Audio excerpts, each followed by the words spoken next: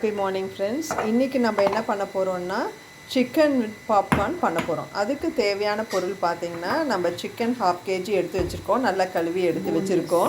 boneless chickenங்க. இதுக்கு chicken அதுக்கு அப்புறம் மஞ்சள்தூள், மிளகாய்த்தூள், மிளகு தூளுங்க, கரம் மசாலா, இஞ்சி பூண்டு பேஸ்ட், அதுக்கு அப்புறம் கொஞ்சம் தயிருங்க.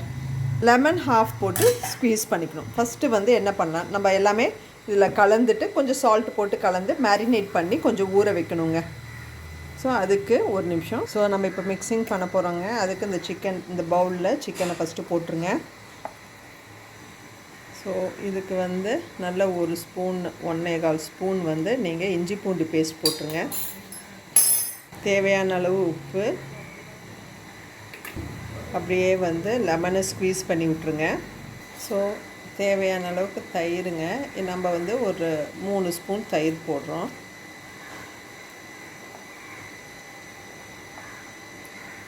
கொஞ்சமாக கரம் மசாலா, பெப்பருங்க, பெப்பர் கொஞ்சம் போட்டுறோம். இதில் கொஞ்சம் மஞ்சத்தூளும் காரத்தூளும் போட்டுருங்க. மிக்ஸ்டு ஹர்ப்ஸ் இருந்தால் கொஞ்சம் ஆட் பண்ணிக்கோங்க. நான் இன்றைக்கி ஆட் பண்ணல, பட் ஆட் பண்ணாலும் நல்ல டேஸ்ட் கொடுக்கும் உங்களுக்கு. ஸோ காரப்பொடி போட்டுட்டுங்க. இதில் வந்து நான் வெங்காயம் நல்லா இடித்து அந்த வெங்காயத்தோட சாறு தாங்க எடுக்கணும். வெங்காயம் போடக்கூடாது, வெங்காயத்தோட சாறு எடுத்துக்கணும். ஸோ அதை தான் நான் பண்ணுறேன். ஸோ இது நல்லா நீங்கள் கலந்துருங்க. கலந்துட்டு நல்லா ஊறணுங்க.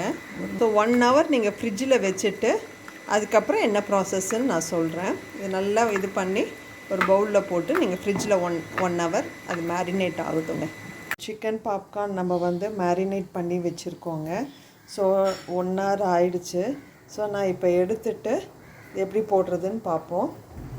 ஸோ நம்ம இதுக்கு வந்து கொஞ்சம் மைதா எடுத்துக்கிறோங்க. அதிலே தேவையான அளவுக்கு கொஞ்சம் உப்பு, காரப்பொடிங்க, பெப்பர் தூள்,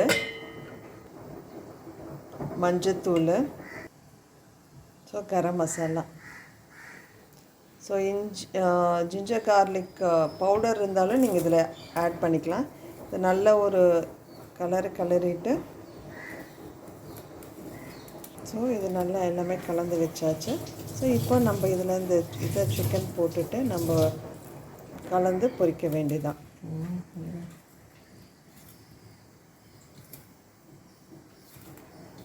ஸோ இப்போ நல்லா பிசைஞ்சிட்டு இப்போ இந்த மாவெல்லாம் நல்லா உதறிடணுங்க.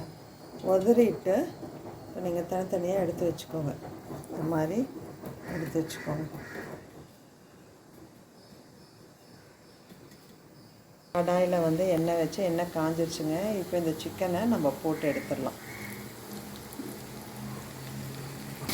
இது எப்படி இருக்குன்னா உங்களுக்கு அந்த கேஎஃப்சி சிக்கன் மாதிரிங்க. கேஎஃப்சி கொஞ்சம் பெருசாக இருக்கும். இதை நம்ம இந்த பீஸ்லாம் பண்ணிட்டா பசங்களுக்கு ரொம்ப பிடிக்கும்.